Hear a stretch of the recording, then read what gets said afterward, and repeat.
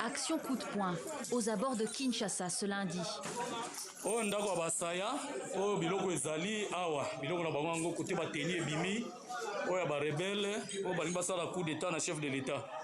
Sur ces images diffusées sur la télévision nationale congolaise, les forces de l'ordre mènent une perquisition au domicile de Christian Malanga, le cerveau présumé du coup d'État déjoué la veille dans le quartier de la Gombe.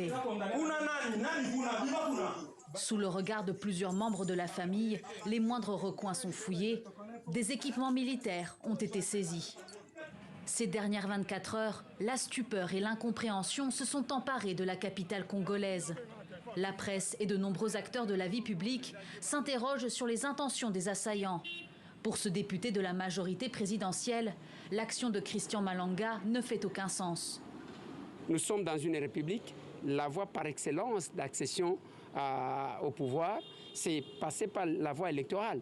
Il fallait suivre, on venait d'avoir les élections. Il fallait qu'il se présente, avoir peut-être la confiance du peuple congolais, ça aiderait. Mais nous ramener à la case de départ de ces aventures de coup d'État, c'est révolu.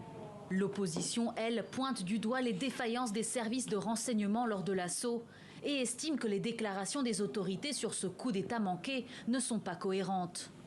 Nous ne croyons pas à la version présentée par le pouvoir, puisque cette version présentée par le pouvoir est remplie de faiblesses. Comment peut-on faire un coup d'État?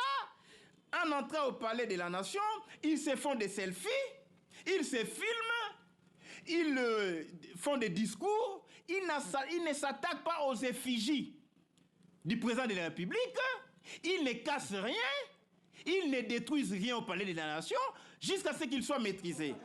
L'opposition réclame une enquête internationale pour faire toute la lumière sur cette tentative de coup d'État et notamment sur l'implication de plusieurs ressortissants étrangers.